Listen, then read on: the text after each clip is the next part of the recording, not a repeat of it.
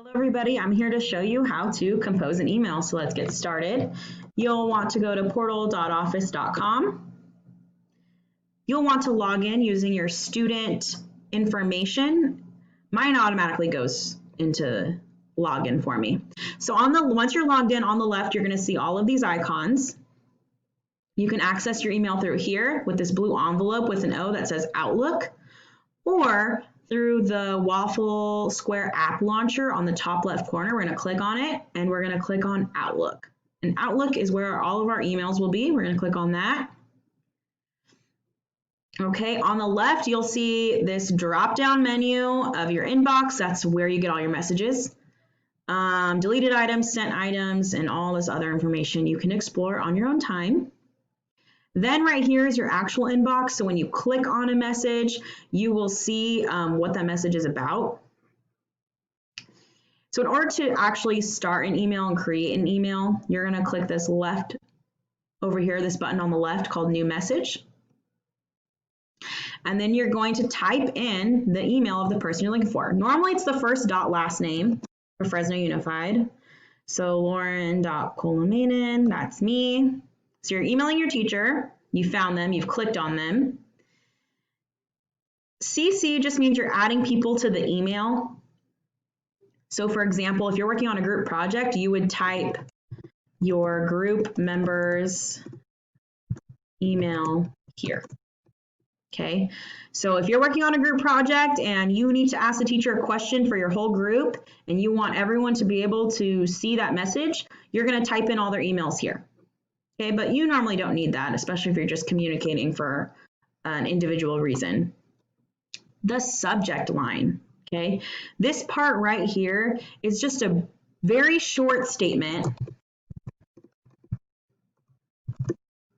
of what your email is about, okay? Just a very, very brief statement so the person receiving your email quickly knows what this is about. So for example, in this email, I know that this is about helping someone with an assignment.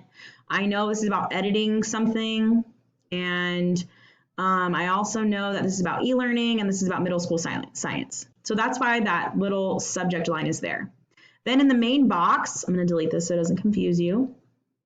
In the main box, you're going to start your message. You're going to say hello, and then teacher's name.